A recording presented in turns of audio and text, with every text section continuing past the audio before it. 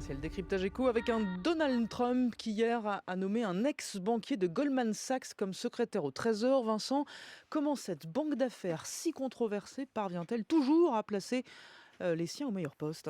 Eh bien oui, alors deux premières remarques Fabienne, pour relever ce qui ressemble d'abord à une anomalie ou si l'on est aimable, un paradoxe. D'abord, une personne normale, ayant suivi les mois de campagne de Donald Trump, n'aurait jamais imaginé pareille nomination à la Maison-Blanche. Trump n'avait cessé de fustiger les élites de la finance, de dénoncer les liens supposés entre sa rivale Hillary Clinton et Wall Street, et même avec Goldman Sachs. Eh bien, avec Steven Mnuchin, 53 ans, ex-pilier de Goldman Sachs, fils lui-même d'un ex-dirigeant de cette même banque d'affaires, c'est bien un lot de Wall Street, un pur produit des élites de la finance que le président élu fait entrer à la Maison-Blanche, et c'est lui qui devra donc piloter la mise en œuvre du programme économique assez peu orthodoxe de Donald Trump. On l'a compris, il nous faudra apprendre à vivre avec l'imprévisibilité du nouveau président américain.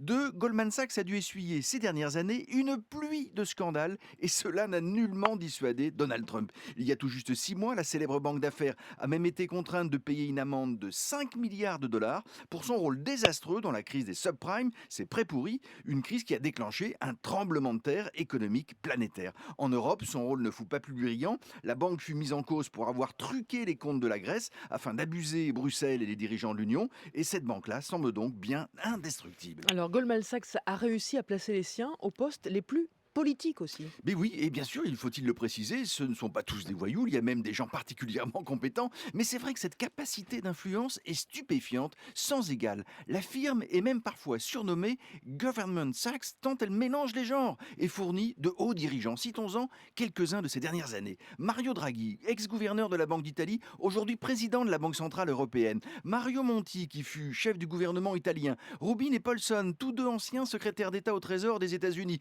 Karel Van Miert ou Peter Sutherland, ancien commissaire européen. Je m'arrête là, je n'aurai pas assez d'une chronique pour les énumérer tous. On peut ajouter que ça marche aussi dans l'autre sens, puisque Goldman Sachs a recruté cet été Manuel Barroso, l'ancien président de la Commission européenne. La stratégie d'influence est au cœur de la banque. Mais cette puissance, alors d'où vient-elle? Alors j'ai posé cette même question, Fabienne, à deux Français qui ne travaillent pas dans la banque, mais qui ont été en interaction avec Goldman Sachs ou qui l'ont approché de près. La clé, disent-ils, réside dans une vision très politique des RH, une politique de gestion très élaborée des ressources humaines. Quand un jeune diplômé, vous entrez chez Goldman Sachs, vous ne faites pas seulement pendant 2 mois le tour de la maison et de ses métiers comme cela se fait dans n'importe quelle autre banque, non, pour découvrir justement votre nouvel employeur et vous intégrer. Non, chez Goldman Sachs, ce qu'on appelle le tour de banque dure 3 ans, Fabienne. Vous allez partout, dans toutes les succursales, aux États-Unis, à l'étranger. L'objectif qu'on vous assigne est de bâtir votre propre réseau à l'intérieur et à l'extérieur de la banque, dans tous les lieux de pouvoir,